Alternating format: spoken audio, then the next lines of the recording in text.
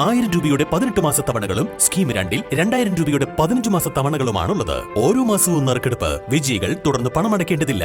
Anupama gold gallery, golden diamond, Edavanna, Thiruvali, Othayi.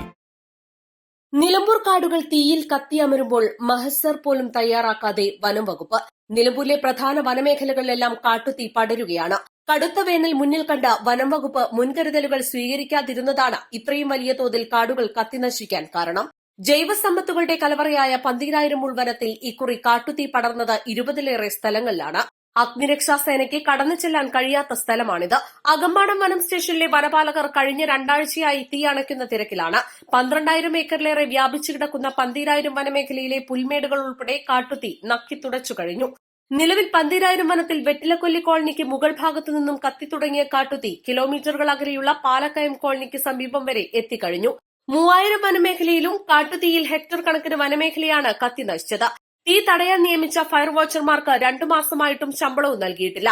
ഓരോ വനമേഖലയും കത്തിനശിക്കുമ്പോൾ കൃത്യമായ നഷ്ടം കണക്കാക്കണം. എന്നാൽ വനംവകുപ്പ് ഇക്കുറി വലിയ അലംഭാവമാണ് കാണിക്കുന്നത്. 10 വർഷത്തിനിടയിലെ ഏറ്റവും വലിയ നാശനഷ്ടമാണ് കാട്ടുതീ വനമേഖലയിൽ ഉണ്ടാക്കിയിട്ടുള്ളത്. വനത്തെ സംരക്ഷിക്കേണ്ട വനംവകുപ്പ് കാട്ടുതീയിൽ കാട് കത്തിനശിക്കുമ്പോൾ കാഴ്ചക്കാരായി മാറിക്കഴിഞ്ഞു. കാട്ടുതീ ശക്തമായതോടെ വന്യമൃഗങ്ങൾ ഉൾപ്പെടെ പ്രാണരക്ഷാർത്ഥം പുഴകളുടെ തീരങ്ങളിലേക്കും ജനവാസ മേഖലകളിലേക്കും എത്തിക്കൊണ്ടിരിക്കുകയാണ്. East live, Nilambur.